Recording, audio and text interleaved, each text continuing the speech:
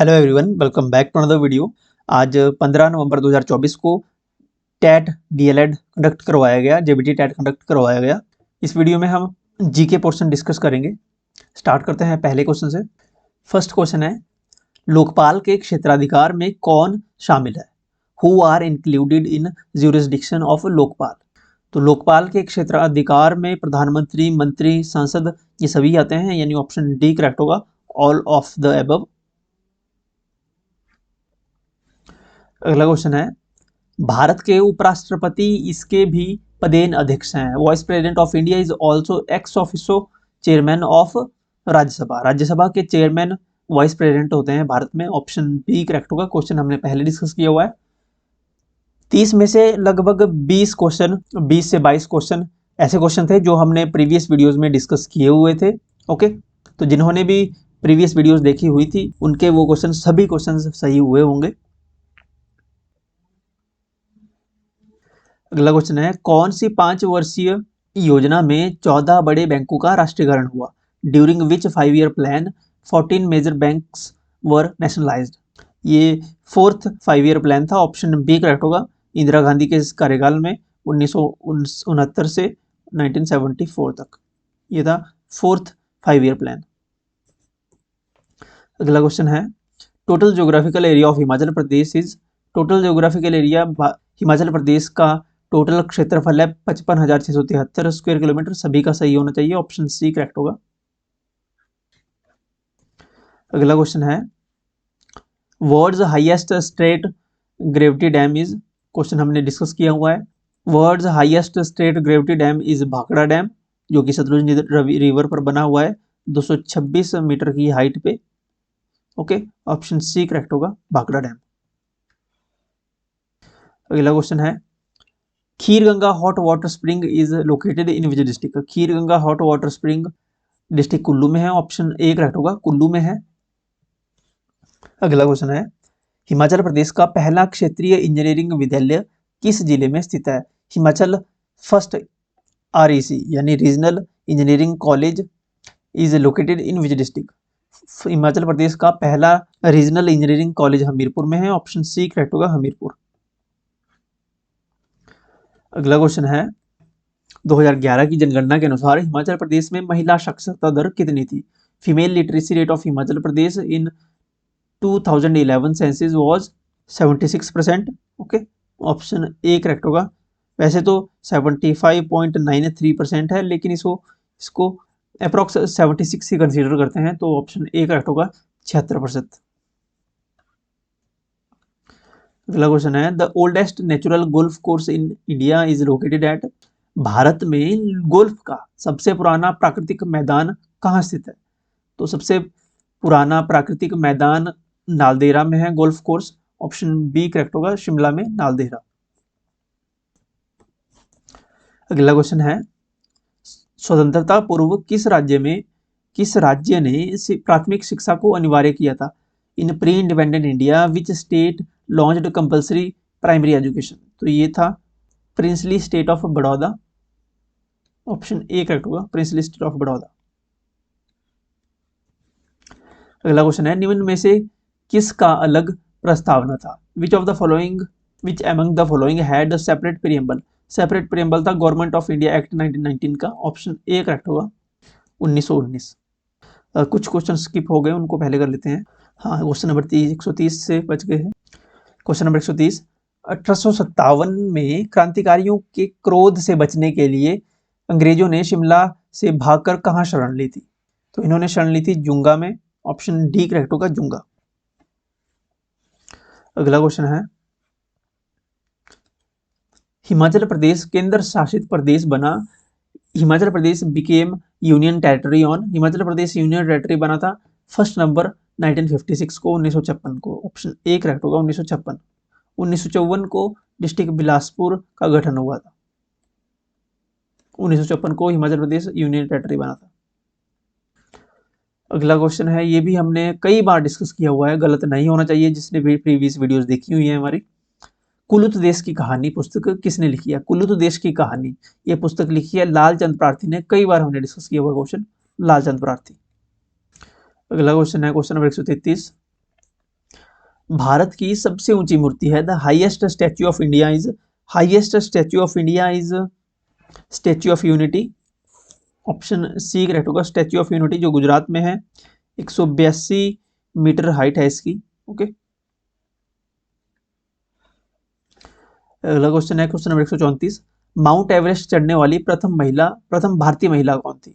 First women, Indian women to climb Mount Everest, Mount Everest पर चढ़ने वाली पहली भारतीय थी Bachendri Pal. Option C correct होगा, बछेंद्री पाल। इन्होंने माउंट एवरेस्ट चढ़ा था 1984 को।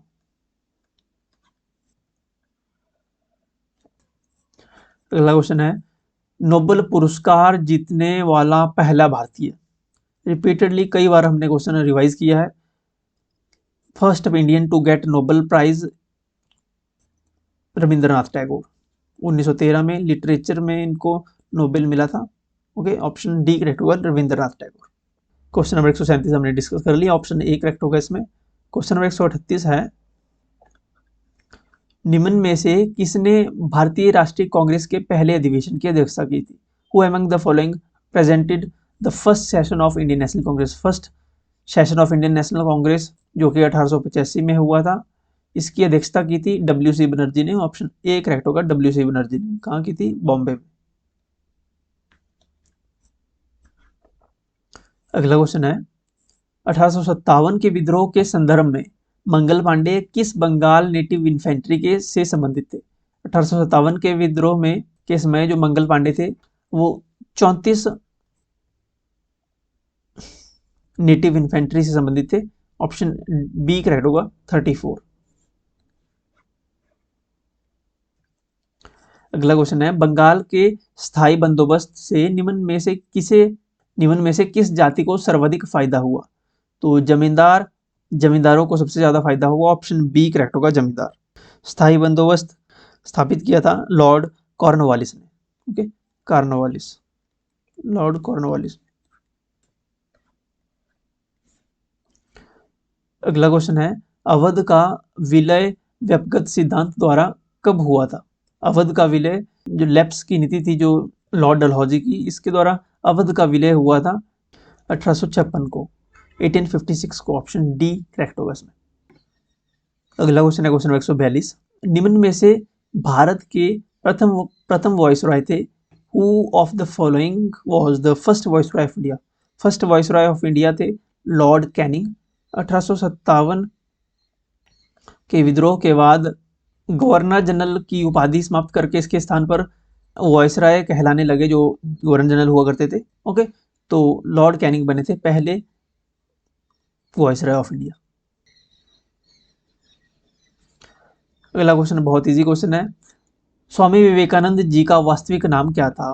What was the real name of Swami Vivekananda? Swami Vivekananda का जो वास्तविक नाम था वो था Narendra Nath Datta. Option B correct होगा, बचपन से आपने इनकी कहानियां सुनी है। नरेंद्र नाथ दत्त इनके बचपन का नाम था।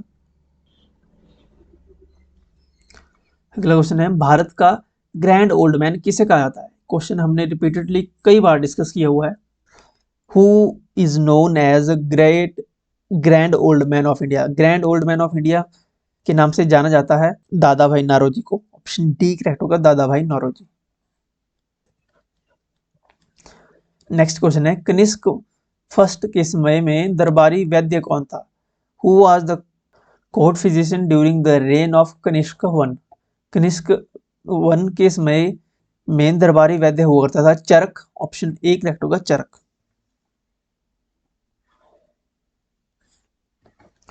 निम्न में से किसे शाक्य मुनि तथा तथागत के नाम से जाना जाता है? Which of the following is also known as Shakya Muni और तथागत? शाक्य मुनि और तथागत के नाम से जाना जाता है बुद्धा को, Lord Buddha. Option D correct होगा, बुद्ध। अगला क्वेश्चन है, भारत के किस भाग में स्थानांतरण खेती की जाती है? देखिए ये क्वेश्चन है 5th की एनसीईआरटी से, 5th की ईवीएस में ये क्वेश्चन है। इसे झूम खेती कहा जाता है, झूम खेती। स्थानांतरित खेती यानी एक स्थान पे खेती करने के बाद अगले स्थान पर चले जाते हैं, वहां अलग दोबारा से खेती करते हैं नए स्थान पे। तो इस कल्टीवेशन को, शिफ्टिंग कल्टीवेशन को झूम खेती कहते हैं। झूम खेती होती है नॉर्थ ईस्ट में। ओके, उत्तर पूर्वी राज्यों में, असम, मणिपुर, अरुणाचल प्रदेश, जो भी नॉर्थ ईस्ट के राज्य हैं, यहाँ पे झूम खेती यानी शिफ्टिंग कल्टीवेशन की जाती है। ऑप्शन डी करेक्ट होगा। देखिए ये क्वेश्चन डायरेक्ट 5th की ईवीएस से है। अगला क्वेश्चन है क्वेश्चन नंबर 148। नदी बांधों से जल विद्युत उत्पादन के संबंध में निम्नलिखित में से कौन सा कथन सत्य नहीं है, गलत नहीं है? सत्य नहीं है यानी गलत है। कौन सी स्टेटमेंट इज नॉट ट्रू यहाँ पे बोला है। इससे जल और वायु प्रदूषण नहीं होता है, स्टेटमेंट सही है, लेकिन यहाँ बोला है कौन सी सही नहीं है, तो ये तो सही है, ये तो नहीं होगा इसका। इससे वातावरण पर वृहद प्रभाव पड़ता है, सही है, पड़ता है प्रभाव। बांधों के कारण स्थानीय लोग अपनी नदी की जीवन रेखा से विस्थापित हो रहे हैं, बिल्कुल सही है। जहाँ पे बांध रखता है वहां से लोगों को अपने घर छोड़ने पड़ते हैं, वो जमीनें छोड़नी पड़ती हैं, अलग स्थान पे विस्थापित होना पड़ता है, बिल्कुल सही स्टेटमेंट है, ये स्टेटमेंट गलत नहीं है। लास्ट स्टेटमेंट देखिए, अगर डैम्स इनक्रेजेज सस्टेनेबल ग्रोथ, ये डैम इनक्रेज नहीं करते सस्टेनेबल ग्रोथ को, तो ये स्टेटमेंट गलत है। ऑप्शन डी इसमें क्वेश्चन का सही उत्तर हो जाएगा। अगला क्वेश्चन 149। निम्न में से कौन ग्रीन हाउस गैस है? Which of the following is oblique are green house gases? Green house gases carbon dioxide CO2 green house gas है, मीथेन यानी CH4 ये भी ग्रीन हाउस गैस है, वाटर वेपर भी ग्रीन हाउस में आता है, एंड इसके अलावा नाइट्रस ऑक्साइड N2O भी ग्रीन हाउस गैस है। तो ये तीनों ही ग्रीन हाउस गैसेज है। ऑप्शन डी इसमें करेक्ट होगा, ऑल ऑफ द अबव, उपरोक्त सभी। एंड लास्ट क्वेश्चन आज का, ये भी जनरल साइंस से है। ताजमहल का रंग पीला करने के लिए निम्नलिखित में से कौन उत्तरदायी है? Which of the following is responsible for turning Taj Mahal yellow? तो ताजमहल का जो रंग है वो पीला पड़ रहा है, ये किसके कारण है? ये है सल्फर डाइऑक्साइड के कारण। ऑप्शन ए करेक्ट होगा, sulphur dioxide. Okay, acid rain के कारण। ऑप्शन ए करेक्ट होगा, सल्फर डाइऑक्साइड। ओके, सो ये 30 क्वेश्चन पूछे गए थे जीके के HP टैट नवंबर 2024 में। Next portion psychology, Hindi, English, maths, इनके पोर्शन हम इस वीडियो के बाद आपको मिल जाएंगे चैनल पे, तो चैनल को सब्सक्राइब कर लीजिए। और आप हमें फॉलो कर सकते हैं टेलीग्राम, व्हाट्सएप और इंस्टाग्राम पे। अगर आपको कोई डाउट है तो आप कमेंट सेक्शन में या आप टेलीग्राम या व्हाट्सएप पे मैसेज करके, इंस्टाग्राम पे मैसेज करके आप पूछ सकते हो। चैनल पे अगर पहली बार आए हैं तो चैनल को सब्सक्राइब करिए। एंड नेक्स्ट पार्ट लेकर हम आ रहे हैं, तो मिलते हैं नेक्स्ट वीडियो में। Thank you.